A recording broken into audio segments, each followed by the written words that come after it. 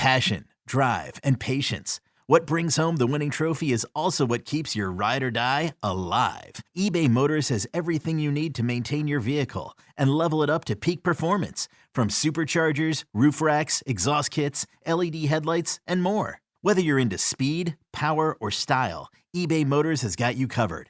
With over 122 million parts for your number one ride or die, you'll always find exactly what you're looking for. And with eBay Guaranteed Fit, your part is guaranteed to fit your ride every time or your money back. Because with eBay Motors, you're burning rubber, not cash. With all the parts you need at the prices you want, it's easy to turn your car into the MVP and bring home that win. Keep your ride or die alive at ebaymotors.com. Eligible items only. Exclusions apply.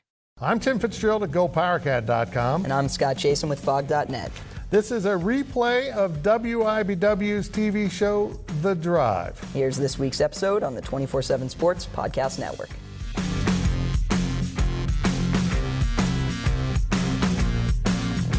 Good evening, Wildcat and Jayhawk fans, and welcome to The Drive, sponsored by Briggs Auto Group. I am Tim Fitzgerald of GoPowerCat.com, and the man across the studio for me is Scott Chasen of Fog.net. Scott, both K-State and KU faced some COVID-19 issues this week. KU was smart enough to postpone its game with Texas. K-State sort of played at Iowa State. The game was scheduled, and they attended. That's about it. Yeah, Fitz, before the year, if you had told me Kansas hasn't played in 2 weeks, they'd go back-to-back weeks without losing a game, this is exactly actually what I would have predicted. This is it. Folks, you can interact with us on social media at Facebook.com/The Drive Show, on Twitter at The Drive 13, and of course answer our weekly poll question and make your game predictions on our Twitter page. And remember, if you ever miss an episode of The Drive, you can listen to an audio-only version that will appear each Monday morning in the form of a podcast at GoPowerCat and Fog.net. And we start things off with our 2-minute drill. The 2-minute drill is sponsored by Vanderbilt, your work boot center. Well, Fitz, last week we thought 11 points was too big of a spread between Kansas State and Iowa State. The Cyclones ended up winning 45-0. How did this game go so wrong for Chris Kleiman's Wildcats? It was 45-0, but it was in double overtime. It went bad on the third snap of the game for K-State. K-State's defense held Iowa State on the first 2 downs. In fact, Iowa State was in a 3rd and 12 and easily converted it with a pass across the middle of the field, scored a touchdown. K-State goes down the field and gets right to the mouth of the end zone. It's a 1st and goal at the 3. Scott, I'm thinking we got a shootout in Ames. K-State didn't score. Gives Iowa State the ball, and the defense does a good job on the first 2 downs again. And guess what? A pass interference penalty on K-State extends the drive, and then Iowa State on the next play has another long completion. And the route is on. Iowa State got up 35-0 at halftime. The stat of the night, 62 yards for the Cats offense on that first possession with Will Howard at quarterback, 87 yards the rest of the game, which means the offense wasn't picking up first downs, and that means that poor defense was stranded on the field trying to find a way to slow down an Iowa State offense that was just overwhelming them, and it got worse and worse as they got more fatigued in the first half. Iowa State played really well. They came out with a great deal of focus and passion, and it's like they wanted to exorcise some demons from this Farmageddon series because they've lost so many close games.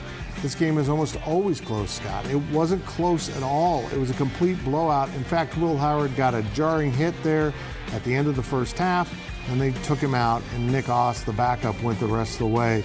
And K-State just looked completely ineffective. No matter what it did good, it didn't add up to anything. They got the quarterback a couple times. They stopped Breece Hall on a few drives.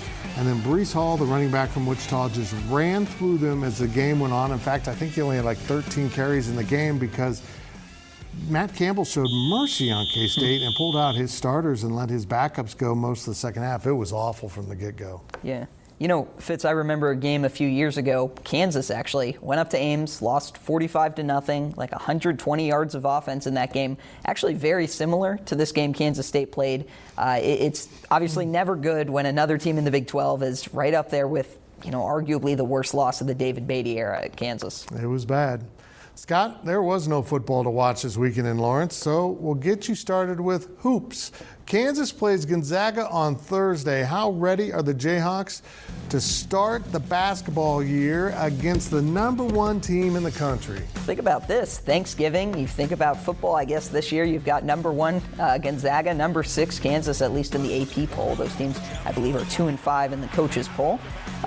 Look, for a lot of teams this year, it's going to be a struggle just starting the season because this sort of abbreviated run up to the season, you don't have guys on campus working together in the same way.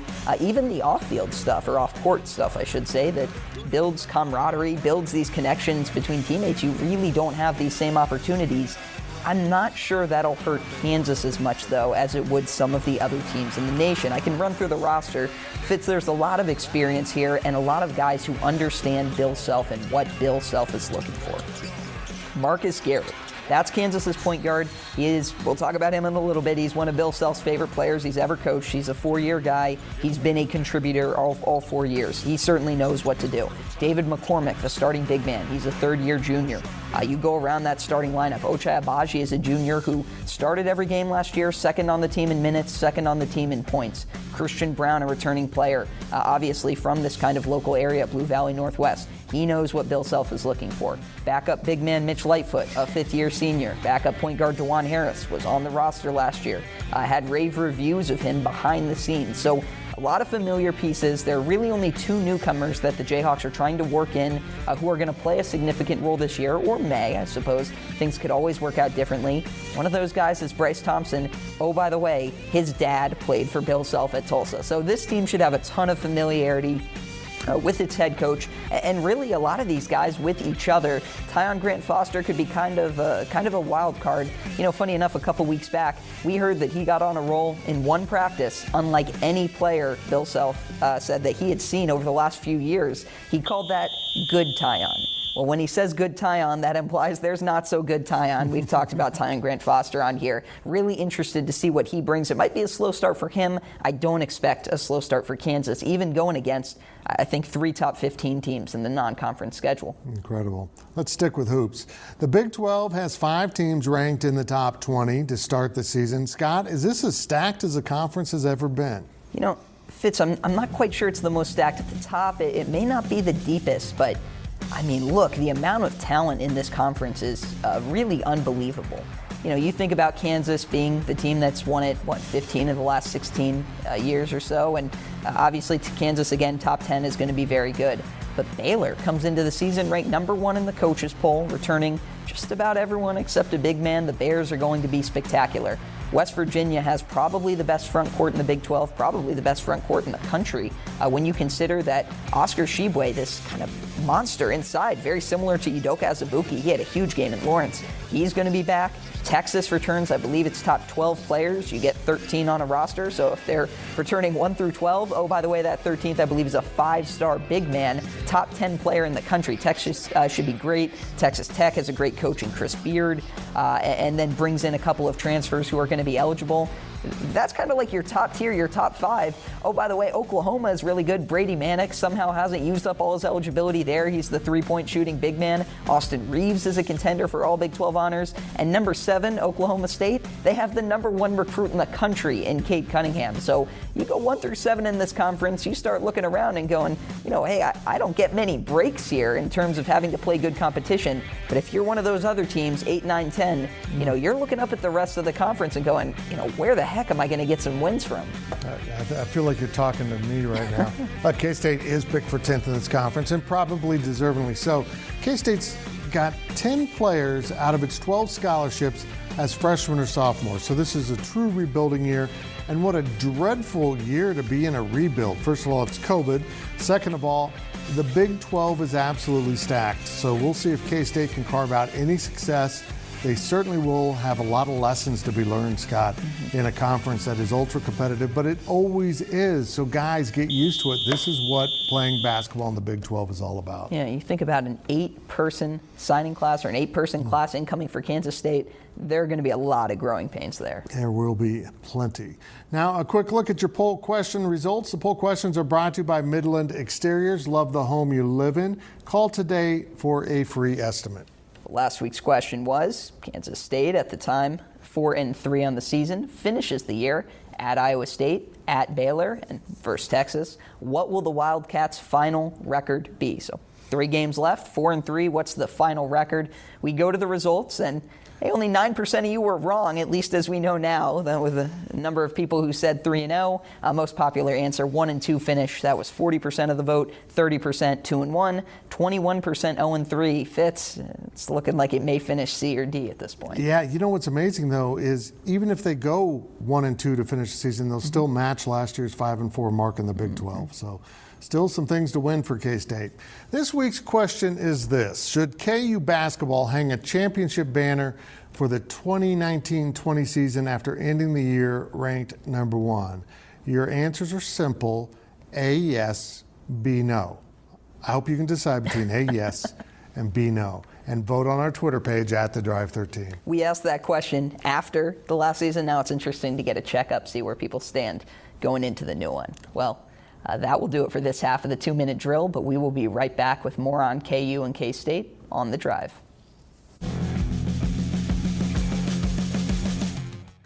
Picture this nightmare scenario. You're hosting friends for the big game. It's neck and neck in the fourth quarter, and suddenly you realize you're out of drinks. You start to sweat. Your friends start to turn on you. You're forced to go on a last-second drink run and end up missing the game-winning touchdown while in line. Terrifying, isn't it? Luckily, you can avoid the drama with Drizzly, the go-to app for drink delivery. With Drizzly, you can shop a huge selection of beer, wine, and spirits, then get them delivered right to your watch party. Compare prices across multiple stores in your area, find the best deals on game day drinks, and get back to armchair quarterbacking from, you guessed it, your armchair. Download the Drizzly app or go to drizzly.com. That's DRIZLY.com today. Must be 21 plus, not available in all locations.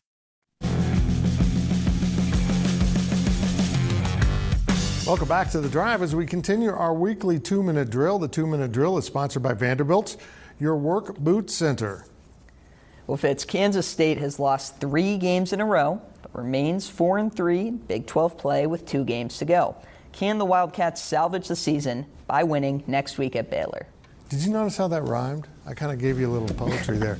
Yeah, they can. And, you know, I think a lot of people kind of overestimated K-State when they got off to that 4-0 start. In hindsight, beating TCU and Tech and Kansas. And sure, Oklahoma was good, but you caught them out of the gate, which was perfect. Iowa State caught them the second week and beat them, and now Oklahoma is really good. So I think K-State maybe was a little overvalued. They were in a position where maybe if they had surged right at this moment when they play some really good teams, they could have really made a statement. But folks, I got news for you. This Kansas State team isn't really very good. I mean, they're competitive, and when they put all 3 facets of the game together, they can beat teams like Oklahoma. But when they don't, and when they struggle on offense like they have the last 3 weeks for a big most part, they're not very good. So Kansas State's going to have to find a way to generate some more offense. You've got a true freshman quarterback and a true freshman running back who are your feature guys. You've got a senior tight end who's a little beaten up and really wasn't used very much against Iowa State. And other than that, they've got a depleted receiver group and guys that can't get off the line of scrimmage and press coverage. This team isn't very good. And if they can't score points, they're going to struggle. But the good news is Baylor is not very good.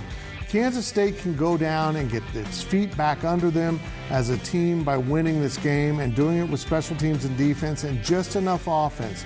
The offense can't hurt you. It needs to pick up first downs, it needs to score some points, and turn it over to defense and special teams to do the damage if necessary. K-State can beat Baylor. That would get K-State to match 5 wins from 2019, as I mentioned earlier. And then you have Texas coming north in December for a December 5th game. And if it's cold out, I never want to bet on Texas in cold weather. These players don't respond to that. K-State has an opportunity, but boy, Scott, they got a lot of things to fix inside that locker room because that looked like a ragged team in Ames, Iowa. And we'll see if they can gather themselves. Yeah, you know, this almost reminds me of the final Mark Mangino team. I believe they started 5-0, lost out. Now, there was some injury there, but didn't end up getting to that bowl game. And, obviously things are different this year. We don't totally know what the bowl requirements, pretty much everyone is eligible. But, man, 5-5 at the end of the year, that feels a lot different than 4-6. I do agree. I think there's a lot to play for down the stretch here. I agree. Well, Kansas basketball has had an All-American point guard in 3 of the last 4 seasons. Scott, do you see that continuing this year? Yeah, I mean, look, it's crazy to think about. You go from Frank Mason, a guy who, when he came into his senior season, people weren't convinced, 1, that he was the answer at point guard, 2, that he would be the team's best player, 3, that he would be the team's leading scorer. And all this guy does is go out and average 20 points a game. He is the consensus national player of the year. He passes it off to Devontae Graham, a first-team All-American, who we saw what he did in the NBA last year. He's a borderline all-star after, basically he was a early second-round pick. He and Frank Mason were both, I believe, the number 34 pick. Devon Dotson follows him after a good, not great freshman year, a very good freshman year for a freshman, and then a great sophomore year. Devon Dotson undrafted, but he lands with the Chicago Bulls, and now it's turned over to Marcus Garrett to kind of follow this act. And, I mentioned Marcus Garrett being one of Bill Self's favorite ever players to coach. Bill Self last year was actually asked if he could compare himself to a player mentality-wise, who it would be, and he said Marcus Garrett. He has called Marcus Garrett the best defender that he's coached. And, look, Marcus Garrett gets it in a way that I think every coach in the nation would like to have someone who does. He doesn't complain about his role. He doesn't complain about hard coaching. In fact, he invites it. And Bill Self has told us that his relationship with Marcus Garrett is such that he can let him know before practice, hey, some of the guys are being sluggish. I'm going to really get on to you today to kind of show them that they need to step up, because they're going to see if I'm, getting on your case, I'm getting on everyone's case. And Marcus Garrett really invites that. A lot of people have spoken about his shot. That's kind of the one thing that's held him back. He was a 31% three-point shooter this last year. I think that's a little bit overrated in terms of caring about it, because if he's a 32% three-point shooter, that means he goes 8 out of 25. If he's a 36% three-point shooter, that means he goes 9 out of 25. That's one more made three. When you think about what he brings defensively, he led the Big 12 in assist-to-turnover ratio last year, led Kansas in assists. He was Kansas's point guard. Devon Dotson was the combo guard scoring all the points, but Marcus Garrett was the one running the plays a lot of the time last year. I think Marcus Garrett steps in seamlessly. I think he's in line for a huge year. He was my preseason pick for Big 12 Player of the Year. I think he's going to be great. I love him. I mean, he's a coach's dream, as Coach Self says. He does whatever the coach needs him to do, and this season he needs him to be the point guard, and having your best defender on the ball right there at the point, man, that helps the team an awful lot. That's going to be really interesting. And now we step out of bounds, and Out of Bounds is brought to you by Copeland Insurance Agency, part of your community for more than 60 years. Well, Fitz, let's take a big picture look at things right now. Yes, there's obviously a pandemic going on, and college sports have continued to take place. How do you feel like things are going for football? And are you concerned at all for the basketball season with some of these teams starting to get shut down? Well, first of all, we hope everyone out there is healthy. It is spread a lot. It's really hard to see how basketball goes without big interruptions, and here's why, Scott. Football, you have to have 53 players to play and a certain number at each position group. K-State has scraped bottom on that a couple times, but you have a roster of about 110 guys. So maybe you have some more answers there. In basketball, K-State, for example, has only 12 guys on scholarship and 2 walk-ons. You got 14 players. They're talking about the bottom number to play is 6 scholarship players, which seems really low to me. It seems like it needs to be at least 7 with 8 eligible to play a game in the Big 12. Teams are going to have COVID-hit apartments. If you have 4 teammates in one apartment and someone is exposed, someone comes over that has COVID, all 4 guys go into quarantine. Heaven forbid if all 4 guys get COVID and it's a 3-week stretch where they're not available, and then when they come back, they still might have some lingering effects. Basketball is going to be really impacted, and I think the teams that have the most success, Scott, this season are going to be the teams that take care of their business off the court and stay away from situations and people that are unmasked or in interior situations where they might pick up COVID from a complete stranger. Being responsible off the court is even more important this year because you can infect teammates like crazy, and pretty soon you're going to be losing games because you're out of players, or you have to delay the game later on because you just can't play. It's going to be a mess. Yeah. Kansas built a new basketball dorm, and one of the reasons they did, after the Andrew Wiggins year, you had people camping outside his apartment, which anyone could get into, for autographs, and people standing outside, and Joel Embiid was there too, and it was a bit of a problem. Unintended kind of consequence, at least for Kansas basketball, that team is very isolated now. I think you need like a fingerprint to get in the building. It's pretty locked down.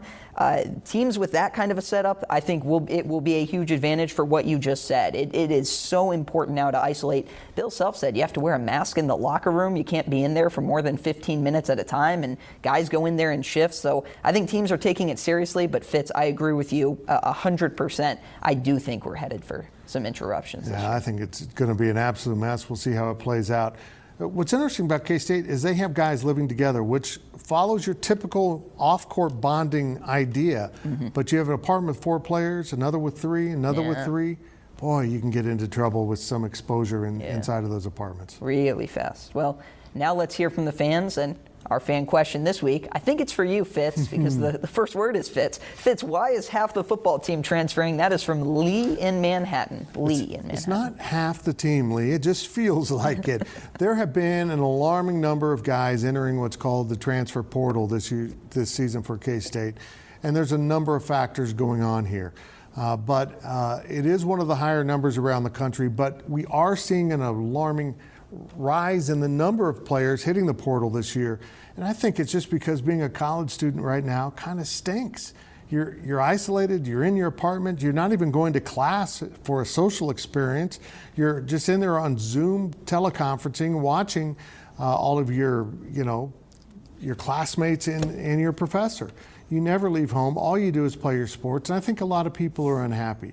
It has hit K-State very hard. It is alarming, but they're getting to get back some scholarships they're going to need for the future, and they'll use them on other guys. It's going to be okay. It's just a weird year. Keep this in mind. You didn't know about players transferring before the portal was put in place a couple years ago. Guys just disappeared. When I'm covering Bill Snyder, you'd look down and someone's just not playing. You don't know if they're injured or they're gone. There's no comment about it. Guys would just disappear in the past, and now you know about it because their name hits the portal, and sites like ours immediately report that. So it's kind of amplified a little bit. And well, remember to ask us your questions on our Facebook page and on Twitter at The Drive 13. When we return, we'll look at our predictions here on The Drive. My days working, taking care of my little ones can be a lot. I checked out care.com and it was so easy for me to find local, experienced, and background check sitters. Finding our babysitter was way more affordable than I thought. Care.com makes it super easy. Search for qualified candidates. You can view their profiles, read reviews and ratings, check their availability, send messages directly, get the help that you need. Care.com should be every person's go-to. Welcome back as we head down the home stretch of this week's show, and now it's time to take a look at our predictions. And remember to make your weekly predictions on our Twitter page at The Drive 13. KU versus Texas was postponed till the end of the season, so we only have results for 2 games. That's all we needed. It didn't go well for me. Scott is smarter than all of us. He went 2-0. The fans and myself went 0-2. Boy, that was not good. It's just not good. Let's start with Kansas State plus 4.5 of Baylor. Baylor hasn't won in forever, and K-State's a 4.5-point underdog. Scott, I'm going with the Cats. They're going to win. I'll go with Baylor at home. Don't feel great about it, though. Yeah, I wouldn't either. Next is TCU minus 24.5 at Kansas. That's a lot of points for a TCU team that isn't very good either. Big line, I'll take Kansas. You'll take Kansas? I'll take TCU just to be different, because that's the kind of guy I am. Our last game of the week is Iowa State at Texas. It's a Friday game. We've got it as a pick-em. I'm going to go with some recency bias and pick Iowa State because they look like a Super Bowl team on Saturday. Texas is back. Give me the Horns. Okay. Again, make your picks at our Twitter page at The Drive 13. Now it's time for our On the Clock segment. On the Clock is sponsored by Carpet One. Buy local for a strong local community. Scott, go. Well, we got about 20 seconds here, so I'll just say there is a Kansas football game this week. Jalen Daniels, Kansas quarterback, looks like he's going to play. Fitz. That's good. We were long tonight. Kansas State basketball, Wednesday, Thursday, Little Apple Classic in Manhattan. Tune in on ESPN something. And that's it for this week's edition of The Drive. We'll see you next week. With Blue Link Plus, you can access your Hyundai Tucson Limited remotely. Doors unlocked, temperature set, lost car found. There it is. Get complimentary class-leading Blue Link Plus. Call 562-314-4603 for complete details.